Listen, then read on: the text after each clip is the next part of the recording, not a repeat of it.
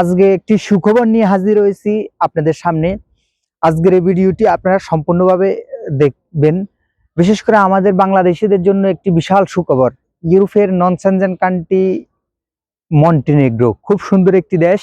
আর এই দেশটিতে ভিসার জন্য অ্যাপ্লিকেশন করলে আগে আমাদেরকে যেতে হতো ইন্ডিয়া, অথবা ইন্ডিয়ার না গিয়েও আপনার এজেন্ট বা এজেন্সিরা ইন্ডিয়া আর মন্টিনেগ্রোর এম্বাসিতে পাসপোর্ট পাঠিয়ে দিত।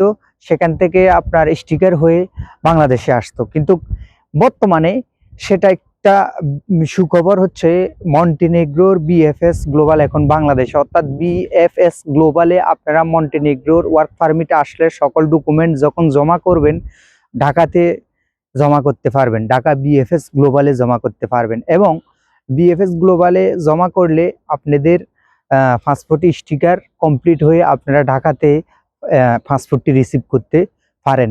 রিসিভ করে আপনারা পৌঁছে যেতে পারেন আপনাদের কাঙ্ক্ষিত সেই মন্টিনেগ্রোতে। মন্টিনেগ্রো হচ্ছে ইউরোপের নন সেনজেন সুন্দর একটি কান্ট্রি। আর বর্তমানে মন্টিনেগ্রোর ভিসা রেশিও হচ্ছে, তবে মোটামুটি একেবারে কমও না একবারে বেশিও না, 50-50 বললেই চলে। যেহেতু প্রথম এই মন্টিনেগ্রোর বিএফএস গ্লোবাল, অর্থাৎ মন্টিনেগ্রোর ফাইল জমা নিচ্ছে বিএফএস গ্লোবালে নতুন, আস্তে আস্তে যখন এটা আরো শুরু হবে অনেকেই জমা করতে পারবেন।